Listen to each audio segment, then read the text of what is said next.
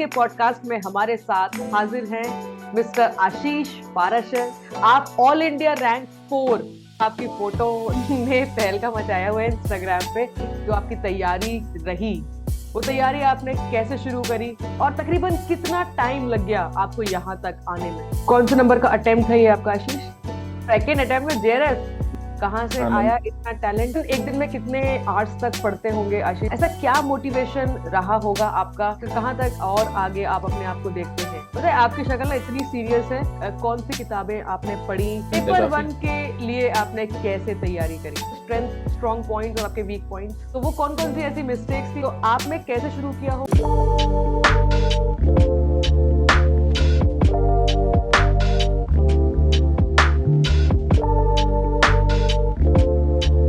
Hello students, welcome back to the Scholars Mantra. This side assistant professor Meenakshi Dwivedi. और आज के podcast में हमारे साथ हाजिर हैं मिस्टर आशीष पाराशर। आशीष सर, आपका बहुत बहुत स्वागत है स्कॉलर्स मंत्रा में फिर से। डेफिनेटली आपकी जो जर्नी है वो काबिले तारीफ रही होगी। आप ऑल इंडिया रैंक 4, बहुत बड़ी बात है, ऑल इंडिया रैंक 4 के साथ।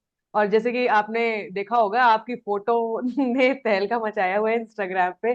तकरीबन जी सिक्सटी मैम। फाइव जी थाउजेंड से ज्यादा व्यूज आ चुके हैं। तो इसका मतलब ये है कि आप वायरल भी हो चुके हैं। तो कैसा कैसा जी मैम। लग रहा है?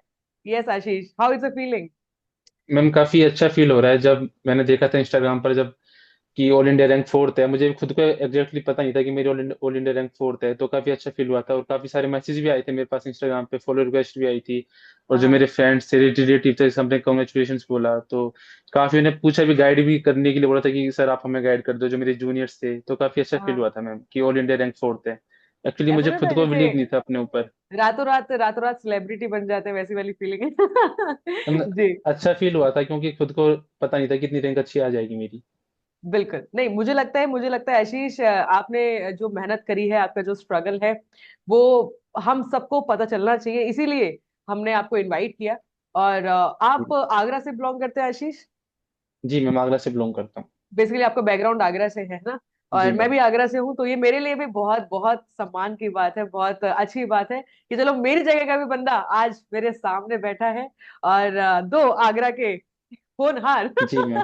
मैं अपने आप को भी कह रही हूँ, तो आगरा के दो होनहार लोग आमने सामने आज बात कर रहे हैं। तो thank you so much Ashish for this thank you ma'am. Time. Thank you. Ashish ने एमपीएड अभी चल रहा है, आशीष का जी एमपीएड मैम। कर रहे हैं पैसिफिक यूनिवर्सिटी उदयपुर से। और अभी फोर्थ सेमेस्टर में है, भिवाड़ी राजस्थान। तो भिवाड़ी राजस्थान में। जी जी जी। तो आशीष, हम सबसे पहले सवाल आपसे यही चाहते हैं पूछना। Nation wants to know basically कि आपने जो आपकी तैयारी रही, वो तैयारी आपने कैसे शुरू करी? क्या क्या प्रॉब्लम्स आई जिसको आपने ओवरकम किया? और तकरीबन कितना टाइम लग गया आपको यहाँ तक आने में? जी आशीष। मैम बेसिकली जब मेरी बीपेड पूरी हुई थी, कंप्लीट हुई थी, तो मैंने पढ़ना स्टार्ट किया था। तो पहले मैंने टीजीटी लेवल तक की, मतलब जो मेरी यूट्यूब से वीडियो थी, जो एजुकेटर्स थे उनसे मैंने पढ़ा, नोट्स बनाए। तो वहां तक का मेरा बेस और फाउंडेशन क्लियर था। और इन सब के बीच में मैंने फोकस करा था कि मेरे कॉन्सेप्ट्स क्लियर हैं। जी काफी लोग रटने पे फोकस करते हैं कि रट लेंगे और सोल्व कर देंगे, लेकिन मैं मेरे कॉन्सेप्ट पे ज्यादा बिलीव रहता है। तो मेरे बेस क्लियर था। तो जो दिसंबर वाला अटेम्प्ट था मैम, ये फिर मैंने अटेम्प्ट दिया था।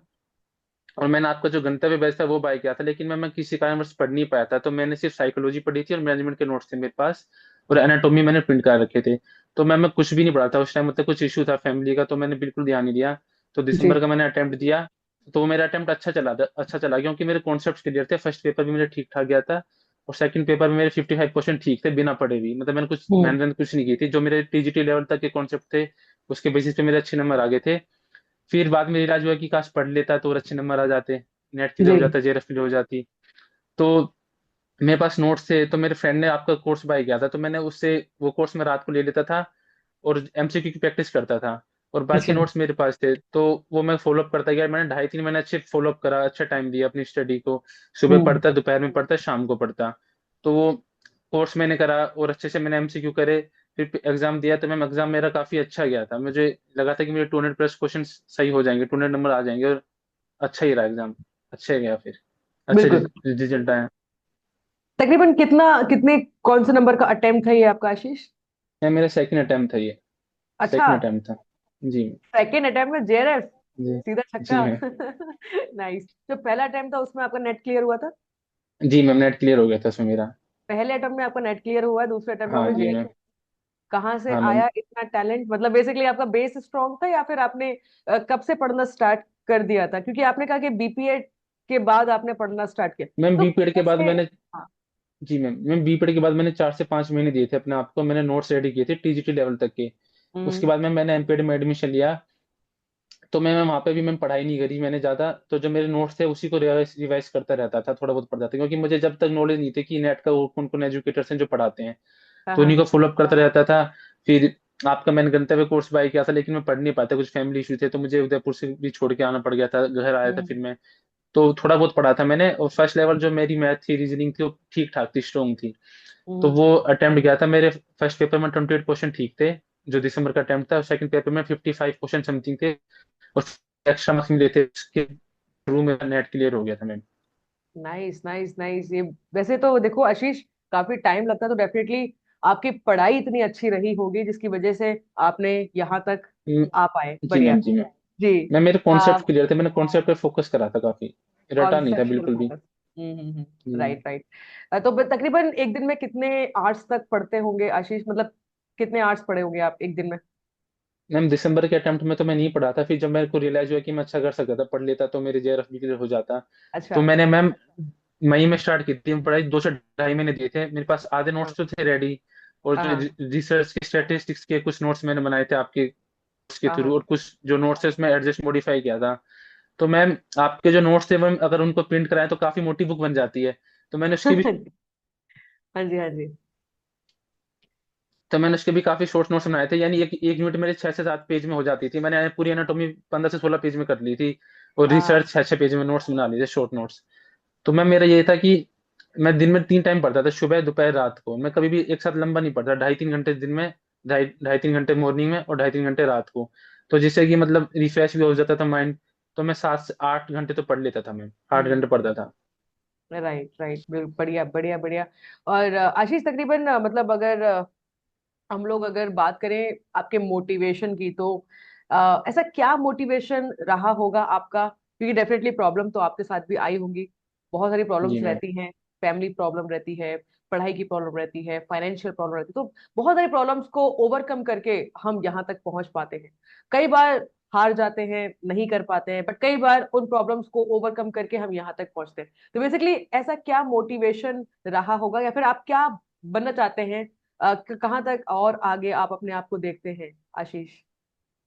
मैम स्टार्टिंग से मेरा इंटरेस्ट इसी लाइन में था, मैं स्पोर्ट्स में फुटबॉल प्लेयर था। तो हम्म। 10 12 से ही मैं स्पोर्ट्स की वीडियो देखता था, गुरुमान थे जो इंडियन है, एजुकेटर्स हैं, वो भी यूट्यूब पे एजुकेटर हैं। तो उनकी वीडियो अच्छा। देखता था हेल्थ एंड फिटनेस की, तो मेरा इंटरेस्ट 12th के बाद इसी लाइन में था। बट मुझे नॉलेज नहीं थी, तो वो 12th जी। मेरी मिस हो गई, तो फिर मैंने बीएससी करी। उधर मैंने हम्म 3 साल दिए, फिर बीपीएड करी, फिर मास्टर्स चल रही है, तो मैं मेरे ऑल एंड ओवर 7 से 8 साल हो चुके हैं। तो मैम अच्छा। कुछ करना भी था इसी फील्ड में। तो हम्म। फैमिली का भी था कि मैम अब इतना टाइम हो गया तो कुछ उनको रिटर्न भी करना है, तो ये है कि हाँ कब तक किसी मतलब सेल्फ सेल्फ इंडिपेंडेंट भी बनना है, तो ये था कि फोकस की अच्छा करेंगे, इस फील्ड में करेंगे। और हाँ। फिर जो हमारे जो सर थे उन्होंने गाइड किया था कि जैसे हम्म हमें पता नहीं था कि असिस्टेंट प्रोफेसर जॉब भी होती है। हमने कहा था हम्म केवीएस में, एनवीएस में, या फिर third grade second grade third grade तक की होती है। तो हम्म ऐसा भी कुछ होता है। तो फिर रिसर्च करा, फिर आपके बारे में पता चला, हम्म। फिर कोर्स बाय करा, फिर लगा कि अब इसी में करना है जो करना है। अब जी। असिस्टेंट प्रोफेसर बन के ही निकलना है, ये प्लान था मेरा। बढ़िया। आशीष, एक जब हमारी बात हो रही थी तो आपने बताया कि मैम मेरे ना 3 क्वेश्चन गलत ऐसे हो गए जो नहीं होने चाहिए थे, और अगर वो जी मेरे मैम। तीन जी। क्वेश्चन अगर सही हो जाते तो शायद आज मैं टॉप करता। तो आशीष प्लीज उसके जी बारे में मैम। थोड़ा बताइए। मैम जो फर्स्ट पेपर था, एक्चुअली मैंने काफी सारी वीडियोस देख रही यूट्यूब पे, तो मुझे रियलाइज हो गया था कि अगर फर्स्ट पेपर आपका स्ट्रॉन्ग है तो आप जेआरएफ इजीली कर लोगे। लोग सेकंड पेपर पे फोकस करते हैं, जो कि आपका होना भी चाहिए स्ट्रॉन्ग। हाँ हाँ। लेकिन फर्स्ट पेपर है कि आप इसमें स्कोर कर सकते हो थोड़ा सा, अगर आपका जी। कोई भी बैकग्राउंड है। तो मैंने मैम पूरे लास्ट का एक महीना फर्स्ट पेपर को दिया, बहुत पढ़ा फर्स्ट पेपर, सेकंड पेपर से ज्यादा पेपर मैंने फर्स्ट पेपर पढ़ा, क्योंकि सेकंड में मेरे हम्म। कॉन्सेप्ट क्लियर थे। जितना नाइस। रटना था वो मैं लास्ट में रटा था मैंने सेकंड पेपर के लिए। तो हाँ। फर्स्ट पेपर मैंने बहुत पढ़ा, कम से कम 1000 एमसीक्यू सोल्व किए थे मैंने 5 दिन में, 5 बार मॉक सेट बना लिए थे, 20 मॉक सेट किए थे मैंने 50 50 क्वेश्चन के। हम्म। तो उसमें ये था कि 2 क्वेश्चन मेरे पैसेज के खराब हो गए थे, पैसेज के, अच्छा। क्योंकि ये साथ मैंने पढ़ के अटेम्प्ट दिया था, थोड़ा नर्वसनेस थी भाई की, हाँ। नर्वस था। तो क्वेश्चन समझ नहीं पाया, या फिर क्या इशू था कि दो क्वेश्चन तो मेरे पैसेज पैसेज के गलत थे, और एक क्वेश्चन मेरा मैम उसका गलत है सब्जेक्ट में। वो मोटो क्या होता है, मोटो सीटीएस, सीटीएस फोर्टीएस एलटीएस हाँ कम्यूनस हाँ था, हाँ तो हाँ उसमें एन था बीच में और एक में हाँ एन हाँ। नहीं था, तो वो बाय मिस्टेक अच्छा। गलत हो गया था, कम्यूनिटर था और कम्यूटर ऐसा था ऑप्शन। तो कम्यूटर करके आ गया था, मैं कम्यूनिटर हाँ था उसका आंसर, तो वो हाँ हाँ इशू आ हाँ। गया था। दो क्वेश्चन पैसेज के क्वेश्चन किसी को गलत नहीं करने चाहिए, क्योंकि सबसे फ्री के 5 मार्क्स हैं, वो आपके 10 मार्क्स हैं। तो तो अफसोस बहुत हुआ होगा यार, ये तो कैसे मैं गलत कर सकता हूँ, मैं तो मैम जब अगर ऐसा होता। जी। आंसर की आई थी तो मेरा टारगेट ये था कि मुझे फर्स्ट पेपर में 40 ठीक करने हैं, सेकंड पेपर में 60 करूंगा तो मेरी जेआरएफ हो जाएगी। मेरा ये था कि 200+ नंबर लाने हैं मेरे को। हाँ तो हाँ। जब मैंने आंसर की से मैच किया तो मैं 37 पहले में सही हो रहे थे, 37। Oh wow. तो मैं कहा तो नाइस। मुश्किल है, मैंने सोचा मुश्किल है फिर तो। पर जैसे ही मैंने सेकंड मिलाया तो मेरे 71 सेकंड क्वेश्चन में सेकंड पेपर में ठीक हो गए थे, 71 72 समथिंग थे। मुझे ना आशी, मतलब देखो मैं थोड़ा सा कैजुअल पॉडकास्ट है, कोई फॉर्मल पॉडकास्ट नहीं है। पता है आपकी शक्ल ना इतनी सीरियस है, लेकिन और आप ना बड़ी इजीली बोल रहे हो, बहुत इजीली बोल रहे हो, मैंने जेआरएफ कर लिया और मेरे को ये हो गया, मेरे को। अरे ये बहुत बड़ी बातें हैं जो आपने पहले अटेम्प्ट में नेट निकाल दिया, दूसरे में जेआरएफ कर दिया। इवन आप ये कह रहे हो कि यार मैं तो टॉप करने का सोच रहा था, वो तो गलती से तीन गलती हो गई मेरे से, वरना मैं टॉप करता। मतलब वाह, व्हाट अ कॉन्फिडेंस। मतलब ये इस चीज को पॉजिटिव लेना चाहूंगी कि आप इस चीज को बहुत कैजुअली कह रहे हैं। तो डेफिनेटली आप इन चीजों को जब इतना नॉर्मल लेके चल रहे हैं, तो डेफिनेटली आप बहुत सारी चीजों को अपने दिमाग में सोच के चल रहे हैं कि यार ये तो ठीक है, मेरे को तो वहां तक जाना है, ये तो चेहरे जी मैम। वगैरह तो होता रहेगा, मेरे को तो वो चीज अचीव करनी है। And this is the mind set, this is the motivation. तो मैं बिल्कुल आपकी बात समझ रही हूँ कि आपको वो हासिल करना है, ये तो चलता है ये सब बात, राइट? ये बात सही है क्या आशीष? मैम ऐसा कुछ था, यही यही था कि मैं फर्स्ट क्लास था। थोड़ा दुख हुआ मुझे जब पता चला कि फोर्थ रैंक में, क्या कि मुझे लगा कि मेरे 3 क्वेश्चन और सही होते तो मैं फर्स्ट रैंक आ जाती मेरी। हाँ थोड़ा हाँ। दुख हुआ था कि फोर्थ कैसे, मतलब क्योंकि तीन राइट। क्वेश्चन वो गलत नहीं होते तो मेरी फर्स्ट रैंक तो आ ही जाती मैम, तो थोड़ा ये था कि बढ़िया। तो अगली अटेम्प्ट करने वाले हैं आप आशीष? मैम प्लान तो अटेम्प्ट करने का, अगर फ्री होता हूँ मैं, एक्चुअली मैं राजस्थान गवर्नमेंट जॉब की भी तैयारी कर रहा हूँ, तो थोड़ा उधर अच्छा अच्छा। जीके की कवर जी। करनी पड़ती है। हाँ हाँ तो हाँ, बढ़िया बढ़िया। बिल्कुल। टाइम होगा तो मैं, तो नोट्स तो मेरे पास बने बनाए हैं, मेरे को बस रिवाइज करने हैं, 10 15 बिल्कुल दिन में रिवाइज बिल्कुल हो जाएंगे वो तो। बिल्कुल। आशीष, थोड़ा सा कंटेंट को लेकर प्लीज बात करते हैं, क्योंकि स्टूडेंट्स का ना एक बहुत बड़ा सवाल होता है कि कौन सी किताबें आपने पढ़ी और किन किताबों को पढ़ के नेट एग्जाम क्लियर हो सकता है। तो आपकी इस जर्नी में आपकी कौन कौन से ऐसी किताबें थी जो आपको बहुत हेल्प करी, और आपने अपनी तैयारी में किन किन तरीके से चीजों को यूज किया और प्रिफर किया, वो उसके बाद थोड़ा सा बताइए प्लीज। मैम मुझे पढ़ते हुए 2 साल हो गए हैं, तो जितना मुझे ऐसा लगता है कि अगर आपको एग्जाम क्लियर करना है तो शायद आप बुक ना ही पढ़ो तो ठीक है। अगर आपको एग्जाम क्लियर करना है, हम्म आपको अगर नॉलेज लेनी तो बुक पढ़ सकते हो। मैंने अभी तक एक भी बुक नहीं पढ़ी अपनी लाइफ में जो फिजिकल एजुकेशन से रिलेटेड हो। मैंने सिर्फ नोट्स पढ़े हैं मैम, नोट्स। और आपके नोट्स मैम इनफ है, आपके नोट्स ही पूरे याद नहीं हो सकते किसी को मैम, प्लस एमसीक्यू 2,500 से 3,000 एमसीक्यू, आपके नोट्स इनफ है। मैंने कोई हाँ। बुक नहीं पढ़ी है, सिर्फ नोट्स रिवाइज करें और कॉन्सेप्ट पे ध्यान दिया है। हम्म। कोई ये बुक मैंने नहीं पढ़ी। और हम्म आपके एमसीक्यू सोल्व करे थे मैंने काफी। और आपने सीरीज भी चलाई थी यूट्यूब पे, तो वो भी मैंने हम्म। ध्यान से ऑब्जर्व किया था, क्या कॉन्सेप्ट है क्या कॉन्सेप्ट नहीं है। तो मैंने उस पर फोकस किया, मैंने आज तक कोई बुक नहीं पढ़ी मैम। वाह आशीष, नाइस। चलो ये आपने मेरे बारे में बताया, तो देखो मुझे भी तकरीबन ये मेरा 6th ईयर चल रहा है, 6 साल लग गए मुझे भी यहाँ तक पहुंचने में। 1 साल की 2 साल की बात नहीं है, क्योंकि मैंने भी अपने कंटेंट पे बहुत काम किया है, मतलब अगर मुझे अपने कंटेंट को बनाना है तो मैंने कितनी किताबें पढ़ी होंगी, तब जाके मैंने एक कंटेंट तैयार कर पाया। और हर बार नेट का सिलेबस बदल जाता है, सिलेबस तो नहीं कह सकते, मतलब क्वेश्चंस का पैटर्न बदल जाता है। हर बार एनोवा और स्टैटिस्टिक्स पर क्वेश्चंस आया करते थे, तो हमने उस तरीके से अपना कंटेंट कन्वर्ट किया। अब 2 बार से स्टैटिस्टिक्स के क्वेश्चंस ही नहीं आ रहे हैं, नहीं आ तो रहे बड़ी सही सारी बात। चीजें टैकल करनी पड़ती हैं, और नोट्स को अपडेट करना पड़ता है, चेंज करना पड़ता है। तो ये भी एक आपके नोट एक्सपीरियंस प्रैक्टिस है। जी। आपके नोट्स इनफ है, आपके नोट्स पूरे याद हो भी नहीं सकते किसी को, उसमें भी शॉर्ट नोट्स बनाए थे मैंने, क्योंकि वो नोट्स भी इनफ है, काफी इनफ है। जी जी जी। जी बढ़िया आशीष, बढ़िया। आशीष, अब पेपर वन के बारे में थोड़ा सा बताइए कि आपकी पूरी तैयारी में, क्योंकि पेपर वन के बिना जैसे आपने बताया कि जेआरएफ क्लियर नहीं हो सकता, राइट? नहीं हो तो सकता, डिफिकल्ट है पेपर काफी। वन के लिए आपने कैसे तैयारी करी? मैम मई मेरा पूरा खत्म हो चुका था, तो फिर मैंने जून, 1 जून से पेपर वन की स्टार्टिंग करी, तैयारी करी। तो मैंने, जो मेरे फ्रेंड्स थे उन्होंने मुझे सजेस्ट किया था, 2-3 यूट्यूब चैनल्स किए थे। मैंने एक्चुअली कोई कोर्स बाय नहीं किया था फर्स्ट पेपर के लिए, यूट्यूब से ही पढ़ाई की थी पूरी। तो मैंने एक एजुकेटर का कोर्स लिया, मतलब यूट्यूब से करा, तो मैंने देखा कि 50% वो कवर कर रहे हैं सिलेबस। थोड़ा फिर बता ही मैंने दीजिए मौका, आशीष, जब हो ही रहा है तो थोड़ा उनके बारे में भी बता दीजिए, कहाँ से आपने कैसे पढ़ा। अच्छा, मैम कुमार भारत सर हैं, तो मैंने उनके जो प्ले लिस्ट है यूट्यूब पे, मतलब पूरी, मेरे को मेरे फ्रेंड ने सजेस्ट किया था कि आप वहां से देखो। हम्म। तो मैंने हम्म। पूरी कवर कर ली। फिर मैंने जहाँ से मॉक टेस्ट लिए थे किसी वेबसाइट से, तो मैंने देखा कि क्वेश्चन और भी हैं, इससे अलग हम्म। क्वेश्चन भी हैं। तो फिर हम्म। मैं दूसरे एजुकेटर पे गया, दूसरे एजुकेटर से मैंने वाले जो टॉपिक्स थे वो करे थे मैंने। हम्म। तो एक जय जयरफ अड्डा नाम से हो रहा है, उनके भी यूट्यूब पे हैं, उनके भी 3-3 घंटे की मैराथन है। तो वहां से हम्म। मैम आपका सारा कवर हो जाएगा, मतलब उससे ज्यादा कवर हो जाएगा। तो मैंने जेआरएफ अड्डा को फॉलो किया था, और कुमार भारत सर है उनको फॉलो किया था। उनके यूट्यूब पे सीरीज है, और जेआरएफ अड्डा पे आपको सर्च करना पड़ता है, ढूंढना पड़ता है हम्म। कि आपको हम्म। टॉपिक ही रह रहा है। उन्होंने भी काफी अच्छा पढ़ाया था मैम, तो पूरा वहीं से कवर किए थे। मैंने नोट्स में अपडेट करता रहता था, जैसे मैंने कुमार भारत सर के नोट्स बना लिए तो 2-2 पेज की जगह छोड़ दी। फिर मैंने हम्म। जेआरएफ अड्डा के कुछ नोट्स देखे, मुझे कुछ लगा कि ये पॉइंट डालना चाहिए तो वो मैं डाल देता था। कुछ नया टॉपिक है वो लिख देता था। अभी भी पेज खाली है, अभी भी कुछ लगे कुछ डालना हो तो मैं डाल दूंगा उसमें। हाँ, अभी है ना, अगला अगला एग्जाम बाकी दिसंबर का, तो तब जो भी तैयारी हाँ करेंगे आप उसमें ऐड ऐड करिएगा। जी मैम। बढ़िया बढ़िया। जी इनफ है मैम, आशीष। यूट्यूब इनफ है फर्स्ट पेपर के लिए, यूट्यूब इनफ है, किसी को कहीं जाने की जरूरत नहीं, यूट्यूब इनफ है फर्स्ट पेपर। जी जी जी। तैयारी में कौन से आपको लगता है कि कौन से आपकी स्ट्रेंथ पॉइंट्स थे जिसकी वजह से आपको बहुत एडवांटेज मिला, या फिर कौन से आपके वीक पॉइंट्स जो आपको लगता है कि अभी भी कमजोर हैं, आपको उसके ऊपर काम करना है, तो उसके बारे में थोड़ा बताएंगे, आपके स्ट्रॉन्ग पॉइंट्स और आपके weak points. Ma'am stand point regarding syllabus और लाइफ मतलब। नहीं नहीं, सिलेबस एंड आपकी प्रिपरेशन।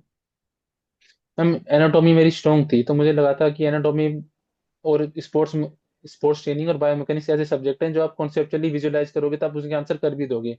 उसमें हम्म। कॉन्सेप्ट क्लियर होंगे तो आप कर दोगे। लेकिन रिसर्च स्टैटिस्टिक्स थोड़ी वीक थी मेरी, मैंने पढ़ी नहीं थी कभी पहले। हम्म। तो हम्म। स्टैटिस्टिक्स में काफी इशू आए थे, मतलब काफी रिवाइज करने में भूल जाता था, रिसर्च भी हम्म। थी।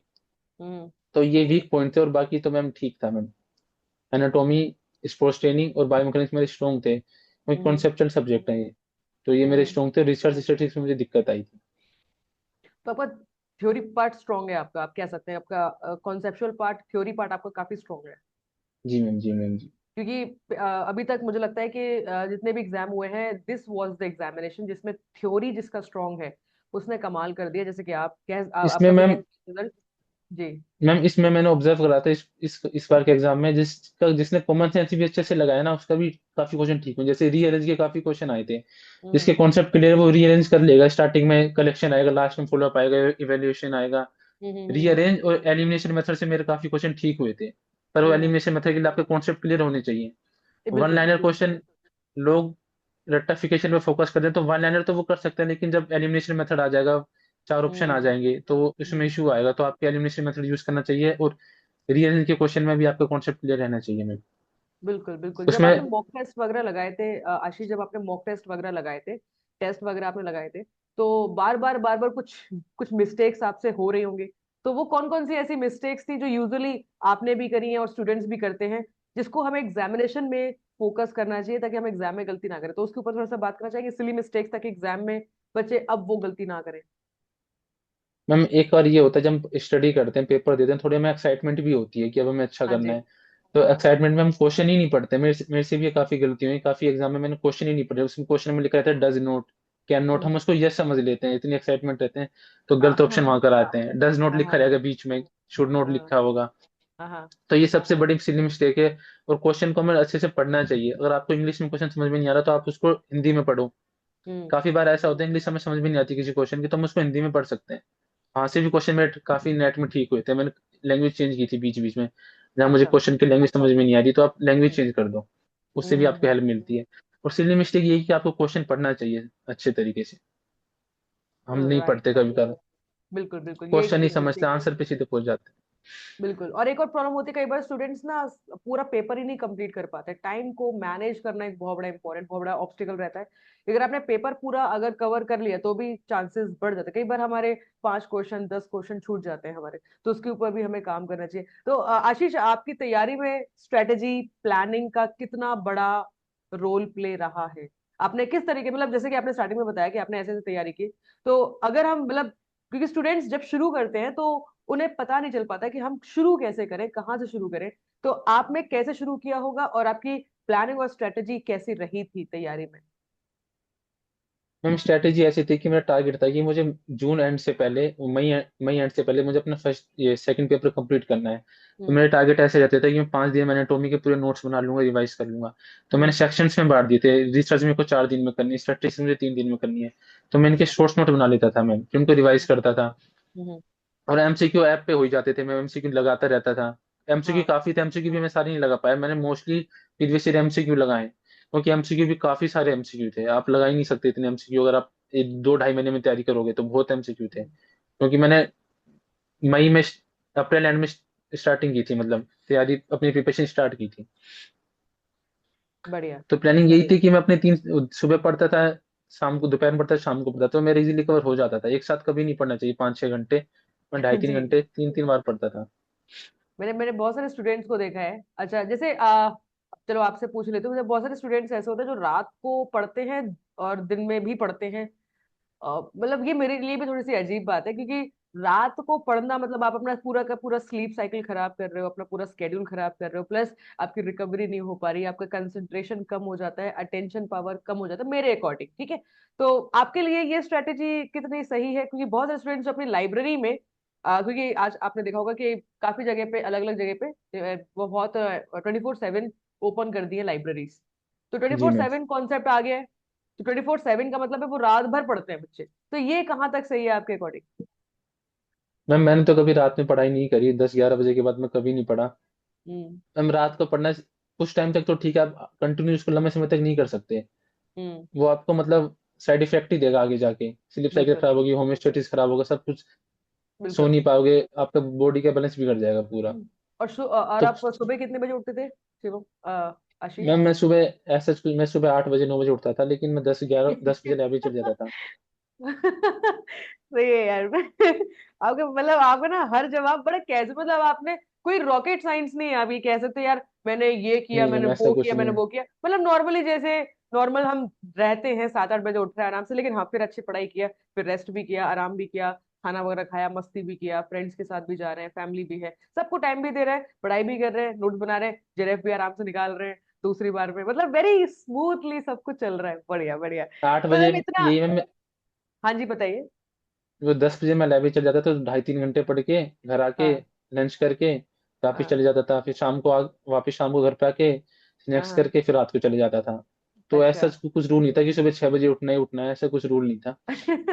जब कोई उठो आपको प्रेशर अपना नहीं टाइम है। कवर करना है, हाँ हाँ हाँ। बस। अच्छा, एक चीज, क्योंकि आशीष आपकी बातों में फिर जो चीज झलक रही वो ये है कि डेफिनेटली फिर आपकी लाइफ में ना डिस्ट्रैक्शन कम है, मुझे जो फील हो रहा है। डिस्ट्रैक्शन नहीं है, मतलब इतना स्मूथ और इतना कूल एंड इतना काम इंसान तभी हो सकता है जब उसकी लाइफ में डिस्ट्रैक्शन ना हो, और सब कुछ फोकस्ड हो, और अटेंशन आपको पता है कि क्या करना है क्या नहीं करना, वेल प्लान्ड, वेरी स्मूथली हर चीज तभी चल पाती है। राइट, ऐसा ही है ना? डिस्ट्रैक्शन वगैरह कुछ, जी और मैम आप जी मैम। कैसे आप उसको कोई मैनेज करते हैं? डिस्ट्रैक्शन नहीं। जैसे इंस्टाग्राम है, सोशल मीडिया है, बहुत सारी ऐसी चीजें हैं जो हमें डिस्ट्रैक्ट करती हैं, तो वो कैसे आप ओवरकम कर रहे मैंने इंस्टाग्राम डिलीट ही कर दिया था, क्योंकि मेरे को काफी हैं? डिस्ट्रैक्ट होता था मैं उससे। हाँ। ऐसा हाँ। नहीं, अगर मैंने ओपन भी कर लिया 5-10 मिनट के लिए, तो फिर वो हाँ। 2 घंटों भर के लिए चलता रहता था, तो मैंने वो राइट उसको राइट। हटा ही दिया था, हटा ही दिया हाँ। था। हाँ। कभी मन करता तो कभी मन करता तो जो घर का फोन होता था उस पर चला लेता था 15-20 मिनट के लिए, फिर घर का फोन तो मिलता था नहीं। अपने हाँ। फोन में तो डिलीट ही कर दिया था मैंने पेपर के बाद ही हाँ। लॉगिन करा था। काफी डिस्ट्रक्शन होती थी फ्रेंड से। पेपर के बाद सबसे फ्रेंड्स। पहले वही वही लॉग इन किया होगा। और अभी तो मुझे जी लगता है मैम जी फॉलोअर्स मैम। भी आपके बहुत बढ़ गए होंगे आशीष। मैंने वो आपकी पोस्ट ही देखी थी, ज्यादा देखे नहीं लोगों से, मतलब काफियों के मैसेज भी आए थे, गाइडेंस मांग रहे थे, पूछ रहे थे, तो हाँ मैंने हाँ हाँ हाँ। सजेस्ट किया था काफियों को बिल्कुल, मुझे लगता अपने है ये नोट्स खुद ही वीडियो, बनाने चाहिए। बिल्कुल बिल्कुल सही बात है। मैं भी यही बोलती हूँ कि कोई भी किताब या फिर कोई भी टीचर के नोट्स के बाद भी आपको अपने सेल्फ नोट्स बनाने पड़ेंगे, क्योंकि एग्जाम टाइम में वही आपके काम आने वाले हैं। राइट आशीष? बिल्कुल। सो काफी आशीष, बच्चों ने मैम पूछा भी था, मतलब मेरे से काफी बच्चों ने नोट्स मांगे भी थे, बट मैंने यही सजेस्ट किया अपने नोट्स खुद बनाओगे तो ज्यादा बेटर रहेगा, क्योंकि बिल्कुल। मेरे नोट्स मेरे अकॉर्डिंग है। जो चीज मुझे नहीं आती मैंने सिर्फ वही लिखी है, जो हाँ चीज हाँ मेरे हाँ माइंड हाँ। में है वो मैंने लिखी ही नहीं है। तो बिल्कुल। तभी वो शॉर्ट नोट्स बन पाए। जी जी। आशीष, पेरेंट्स स्ट्रिक्ट है या फिर आपकी तरह कूल है वो भी? पेरेंट्स स्ट्रिक्ट नहीं है, पेरेंट्स का सपोर्ट था इस पर पढ़ाई के लिए, उन्होंने मुझे डिस्टर्ब नहीं करा। हाँ हाँ नहीं तो काफी काम भी रहता है घर पे, लेकिन उन्होंने इसका मुझे डिस्टर्ब नहीं करा, मैंने पहले ही बोल दिया था कि हाँ हाँ। डिस्टर्ब मत करना, तो उन्होंने डिस्टर्ब भी नहीं करा, सपोर्ट करा। मतलब इसीलिए फिर कहीं से भी कोई डिस्ट्रैक्शन नहीं है, तभी आप अपने नहीं मैम, काम को साइड काम को हासिल कर कोई पाए, डिस्ट्रैक्शन बढ़िया। नहीं थी लाइफ में, सारी डिस्ट्रैक्शन चली गई थी, कोई डिस्ट्रैक्शन नहीं थी। बढ़िया बढ़िया बढ़िया बढ़िया आशीष, बहुत बढ़िया। तो आशीष बेसिकली आप जैसे सपोज आपने डेफिनेटली स्कॉलर्स मंत्रा के बारे में, मेरे बारे में काफी कुछ वीडियो में कहा है। हमारे अलावा और किसको आप एक्नॉलेज करना चाहते हैं और किसको श्रेय देना चाहते हैं अपनी कामयाबी का? मैम फॉर दिस एग्जाम तो मैंने आपसे ही पढ़ा है। अच्छा। टीजीटी के नोट्स मेरे किसी और एजुकेटर के थे, लेकिन इस एग्जाम के लिए तो सिर्फ मैंने आपका पढ़ा था। और मैं हम्म यूट्यूब पे वीडियो देख लेता था आप ही की, जो आप डालते थे ना, वो लास्ट ईयर एमसीक्यू जो आपने लास्ट में 5 दिन सीरीज चलाई थी। हम्म लास्ट के 7 10 दिन सीरीज थी जो आपकी, 10 दिन की सीरीज थी। हम्म। क्योंकि टाइम ही नहीं था मैम, क्योंकि मैंने ब्लाइंडली आपको ही फॉलो करा था यूजीसी नेट के लिए, अच्छा। इस नहीं एग्जाम यार, के लिए। ये मेरे लिए देखो आशीष, मतलब मुझे तो चलो, मैं आपके सामने पहली बार आपके साथ फेस टू फेस इंटरेक्शन कर रही हूँ। और ये मेरे लिए बहुत बड़ी बात है, क्योंकि देखो मैं भी, मेरा भी एक लाइफ का मोटिवेशन है। और मेरा मोटिवेशन यही है कि जितना भी मुझे आता है, जो भी मैंने सीखा है, वह जो भी मैं डेली बेसिस पे सीखती हूँ, हमारे फील्ड में अच्छी एजुकेशन मिल सके स्टूडेंट्स को, और वहां तक वो पहुंच सके, उसके लिए मैं दिन रात काम कर रही हूँ। एंड दिस इज माई जी मैम। Biggest motivation. और वो मोटिवेशन मुझे यहाँ तक लेकर आया, आप जैसे स्टूडेंट्स के साथ मिलाया, और आप स्टूडेंट्स को यहाँ से हेल्प मिल रही है, और आप ब्लाइंडली फॉलो कर रहे हैं, ट्रस्ट कर रहे हैं। ये मेरे लिए जी मैम। अचीवमेंट है। आपकी रैंक फोर्थ आना ऑफ कोर्स अचीवमेंट, लेकिन मेरा अचीवमेंट ये है कि आप सेटिस्फाइड हैं। आप ये कह सकते हैं जी कि यार यहाँ से अगर पढ़ लिया तो अच्छा हो सकता है। ये मेरे लिए बहुत जी बड़ी मैम। बात है। Thank you so much Ashish to से this, thank you so much. बढ़िया। तो आशीष बेसिकली आपका हिंदी मीडियम था कि इंग्लिश मीडियम था? मैम मेरा इंग्लिश मीडियम था। ओके, इंग्लिश इंग्लिश मीडियम था मीडियम आपका। था। जी, बढ़िया बढ़िया। तो आशीष बेसिकली चलो, आपने ऑलमोस्ट सारी चीजें बता ही दी हैं। एक लास्ट मैसेज उन व्यूअर्स को क्या बोले चाहेंगे जिन्होंने ये वीडियो पूरा देखा है, आपको देखा है, आपकी बातें सुनी है, तो आप उनको क्या बोले चाहेंगे उनकी तैयारी को लेकर, कि वो आगे तैयारी कैसे करें और रुकना नहीं चाहिए? तो ऐसे कुछ मोटिवेशनल लाइंस आप उनके बारे में क्या बोलना चाहेंगे? मैं यही कहना चाहूंगा कि मैम की तैयारी करते रहो, रुको मत। मैंने भी 1 2 एग्जाम दिए थे जो मेरे से क्लियर नहीं हो पाए थे, क्योंकि नोट्स की कमी थी, इतनी एक्सपीरियंस नहीं था कि एग्जाम अटेम्प्ट कैसे करना है। हम्म। तो यही है कि एग्जाम देते रहोगे, आपकी नॉलेज बढ़ती जाएगी, और कॉन्सेप्ट पे फोकस करना, नोट्स खुद के बनाओ, और एक न एक दिन सक्सेस सबको मिलेगी, बस मेहनत पे फोकस करो अपने। और काफी स्पेसिफिक रहो, डिस्ट्रैक्शन हटा दो। हाँ अगर स्पेसिफिक। तैयारी कर रहे हो, फिर तैयारी जी ही मैम। करो, मतलब जो कर रहे हो वो डिस्ट्रैक्शन, शिद्दत से करो। डिस्ट्रैक्शन से दूर रहना, जो चीज आपको आपकी पढ़ाई से दूर करे आप उसको दूर कर दो, फिर आप हाँ, सक्सेसफुल जल्दी हो जाओगे। बढ़िया बढ़िया। तो अच्छा, एक मेरा पर्सनल सवाल आपसे आशीष। जी मैम। मान लेते जस्ट एक सिचुएशनल क्वेश्चन आपके लिए, ठीक है? अब ये इंटरव्यू चलो, तो थोड़ा इंटरव्यू वाले क्वेश्चन पूछ लेती हूँ आपसे। तो ये मान लेते हैं अगर आपको एक बढ़िया अच्छी पीजीटी की जॉब मिल जाती है, मान लो केवीएस एनवीएस या डी प्लस बी में आपको जॉब मिल जाती है, ठीक है? और एक तरफ आपका आपके पास जेआरएफ है। जेआरएफ के बाद आपको पता है कि आप रिसर्च कर सकते हो, आप असिस्टेंट प्रोफेसर बन सकते हो। बट बन सकते हो, अभी भी जॉब आपको असिस्टेंट प्रोफेसर की मिली नहीं है, अभी आपको रिसर्च करनी है, पेपर्स पब्लिश करने हैं। बट ये बात है कि जी स्कॉलरशिप आपके पास आ रही है, तो आप क्या चूज जी। करेंगे? मैम अभी जो मेरी सिचुएशन है उसके अकॉर्डिंग तो मैं एडमिशन लूंगा पीएचडी में, और हम्म फिर अपनी जो पीएचडी पे फोकस करूंगा। इन बिटवीन कोई मुझे अच्छी जॉब प्रोवाइड होती है, अच्छी गवर्नमेंट से या फिर अच्छे स्टेट से, राजस्थान हम्म। हरियाणा यूपी कहीं से भी, अच्छा। मैं सोच सकता हूँ, लेकिन मैं असिस्टेंट, मेन टारगेट में असिस्टेंट प्रोफेसर का ही रहेगा मेरा, कि मैं हम्म। उस वैकेंसी में जाऊं। बिल्कुल। फिर तो मुझे मैं लगता है एग्जाम दूंगा, कि एग्जाम तो दूंगा मैम, मैं हाँ एग्जाम हाँ दूंगा, हाँ। जो भी एग्जाम आएंगे वो अटेम्प्ट करूंगा। हम्म। बढ़िया। तो चलो, मेरा एक पर्सनल सजेशन आशीष यही रहेगा आपको, कि और डेफिनेटली मुझे कोई डाउट नहीं है कि आप आने वाले टाइम पे बहुत अच्छे प्रोफेसर बनने वाले हैं, और बहुत बहुत स्पेसिफिक, कोई आपने कोई एक्स्ट्रा बात नहीं बताई, जितना भी आपने करा उतना ही आपने बेझिझक बताया। जी कोई मैम। मुझे लगता है कोई बनावटी बात वगैरह कुछ नहीं कुछ आपकी नहीं। बातों में लगी। तो डेफिनेटली आप बहुत बहुत कामयाब और बहुत सक्सेसफुल टीचर बनने वाले हैं, और बहुत सारे स्टूडेंट्स को मार्गदर्शन करने वाले हैं। तो डेफिनेटली मुझे लगता है कि आशीष, अगर आपका, मुझे तो बताने की जरूरत भी नहीं है, क्योंकि डेफिनेटली आप अपना टारगेट खुद चुनते हैं और उसको हासिल भी करते हैं। बट ये है कि अगर आपने सोच लिया है कि असिस्टेंट प्रोफेसर बनना है, तो उसके जी नीचे चूज मत करना। ठीक है। मैं जी वैसे, मैम। ये मेरा एक पर्सनल सजेशन है। बाकी देखो, जॉब्स वगैरह लगती रहती हैं, पैसा एक ट्रैप है, मैं कह सकती हूँ कि हम सोच लेते हैं कि यार अच्छी जॉब लग रही है, 17,000, 80,000, 90,000 मिल रहे हैं, लेकिन 70, 80, 90,000 कब तक? 5 साल, 6 साल, 7 साल, उसके बाद क्या? बट जब आप एक असिस्टेंट प्रोफेसर होते हैं तो आपके पास बहुत सारी अपॉर्चुनिटीज होती हैं, बहुत सारा जी मैम। स्कोप होता है, तो आप वहां तक जरूर जा सकते हो। ये मेरा पर्सनल सजेशन है। बाकी यस, ऑफ कोर्स, आप खुद बहुत समझदार हैं। Thank you so much Ashish, for your valuable thank you time ma'am. And for this valuable podcast. और मैं चाहूंगी कि आप ऐसे ही तरक्की करें और ऐसे ही नाम रोशन करें, आपका, अपने पेरेंट्स का, अपने टीचर्स का। Thank you so much Ashish. Thank you ma'am. Thank you. Thank you so much.